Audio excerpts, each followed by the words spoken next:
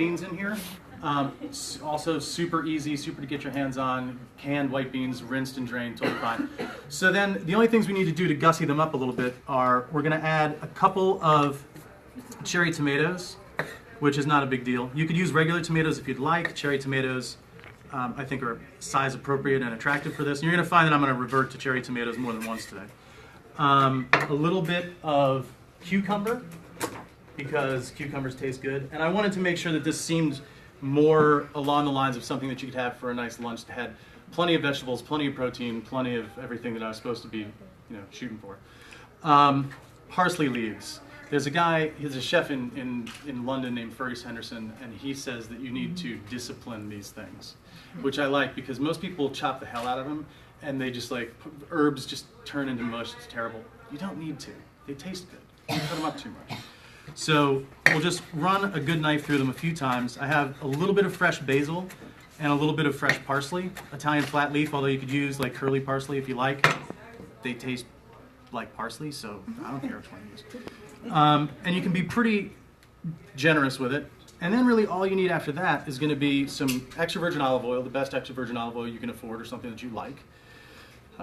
Spanish, Italian, Greek, whatever you like.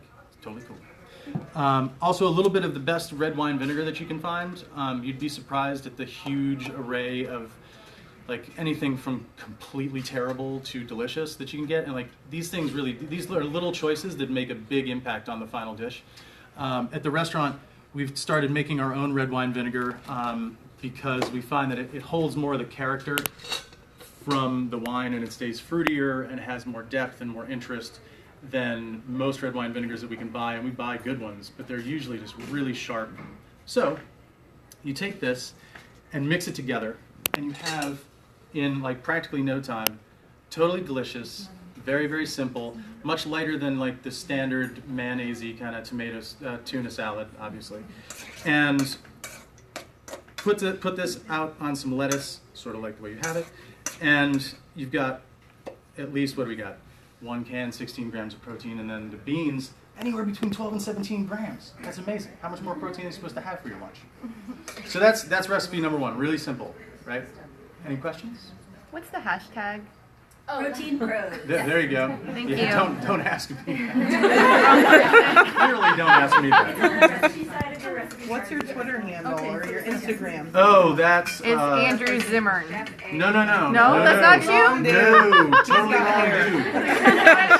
I'm sure there's somebody in the room who's disappointed that I'm not shorter and bald. And that none of these recipes involve bugs. Although he's a super nice guy. We met and joked about the fact that we get mostly Confused all the time. it popped up. I think it's Chef A. Zimmerman or something like that. Yes, it is.